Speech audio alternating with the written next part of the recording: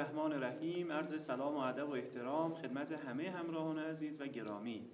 با ادامه مباحث مزاج شناسی خدمت شما هستیم. یکی از مهمترین مزاج هایی که در بدن همه انسان ها وجود داره خلط بلغم هست. بلغم یعنی سردی و تری که عنصرش هم آب هست، عنصری که مایه به وجود آمدن بلغم هست. ما در بحث بلغم یه سری سلسله مباحثی داریم که خدمت شما عرض خواهیم کرد. اول از همه این که در بین انسان ها بعضی ها مزاج مادرزادی یا اصطلاحاً سرشتی یا جبلی یا ژنتیکیشون بلغم هست. یعنی چی؟ یعنی یا در خانواده‌ای به دنیا میان که خلط غالب پدر و مادر بلغمه، طبیعتاً فرزند هم بلغمی می شود، یا در منطقه آب و هوایی به دنیا میان که اونجا اصلا کلاً همه مردم این خلط غالبشون بحث بلغم هست، مثل مناطق شمالی کشور. برای همین ویژگی های بلغم را دارند. نکته مهم اینه که بلغم در حالت تعادل هیچ مشکلی نداره، یعنی مزاج بدی نیست که بعضی بگن آقا چرا اونا مثلا مزاجشون بلغمه یا چیز بدیه. نه، هر مزاجی در حالت تعادل بهترین مزاجه. این هم در پاسخ سوالی که بعضی میگن میشه مزاجمون رو تغییر بدیم، بهترین مزاج کدوم مزاج، ما همون بشیم. نه، بهترین مزاج یعنی مزاج متعادل.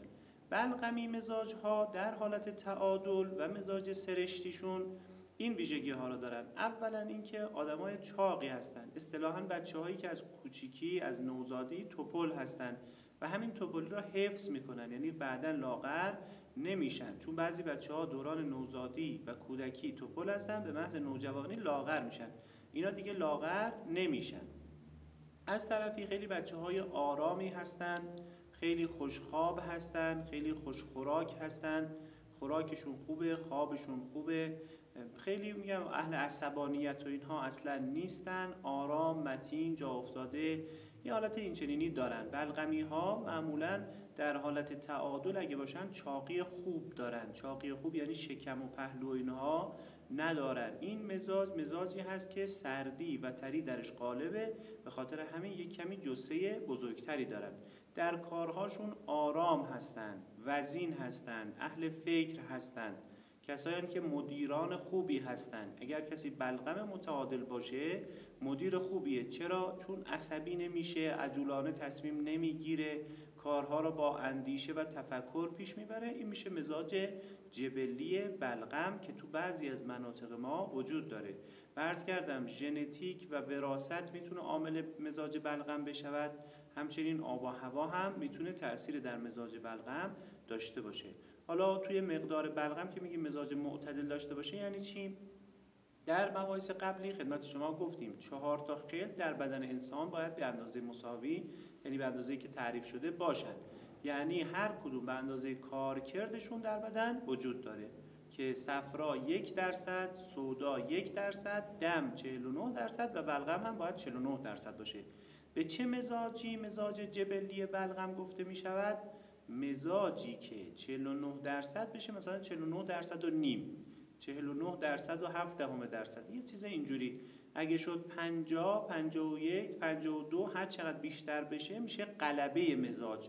خب حالا سوال، ما از کجا بفهمیم دچار غلبه شدیم و یا این درصد چقدر کم و زیاد شده؟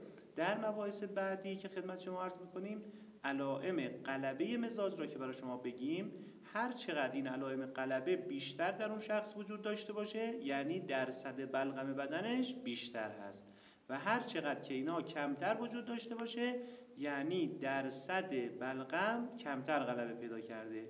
انشاءالله در مباحث بعدی خدمت شما علائم غلبه مزاج بلغم را عرض خواهم کرد و در مباحث بعدی راهکارهای تعدیل مزاج بلغم را توضیح خواهم داد. فقط نکته‌ای که خیلی مهمه اینه که امروزه در جامعه ما اکثراً به خاطر رعایت نکردن بحث غذاها و مصرف غذاهای سرد بی‌رویه دچار غلبه بلغم هستند.